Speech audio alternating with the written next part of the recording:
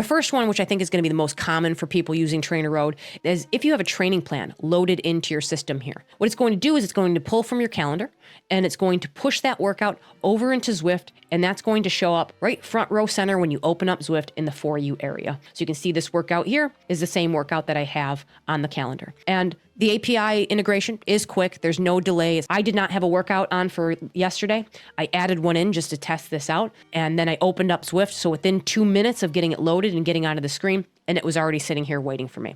And that's super critical to know that it's going to be pretty much instantaneous, because for those of you who have worked in TrainerRoad before, you'll know that there's the adaptive training function where I don't have it here right now, but it will tell me that I have adaptations available, and it will invite me to take a look at those adaptations and review them and to see whether or not I want to accept them. So I might have an adaptation for today's workout. It might decide that it wants to push me into a stretch workout or maybe pull back the intensity a little bit. And if I choose to accept it, I don't want this old version of the workout sitting over in Zwift. Now, therein lies the limitation that we'll talk about here in a few minutes. But all other things being equal, if you go and you make that adaptation, it will pretty instantly push over to Zwift. Now, if you don't have a training plan, what TrainerRoad will utilize is this Train Now function. So Train Now is intended for people who are not currently on a training plan. And that could come from maybe just being a bit of an off season or a break. Maybe you're just trying to maintain some fitness, what have you. And what that's going to do is going to look at your training history, and it's going to recommend a workout to you and push it over to Zwift into that same area and give you an option for something to do. Do you have to do that workout? Absolutely not. But maybe you've pushed a lot of load over the course of the weekend.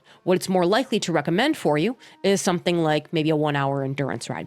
Again, there's going to be some limitations here that I'll talk about here momentarily, but I think it's kind of neat that it's going to provide some sort of offering without going into TrainerRoad and taking a Train Now workout and adding it to the calendar.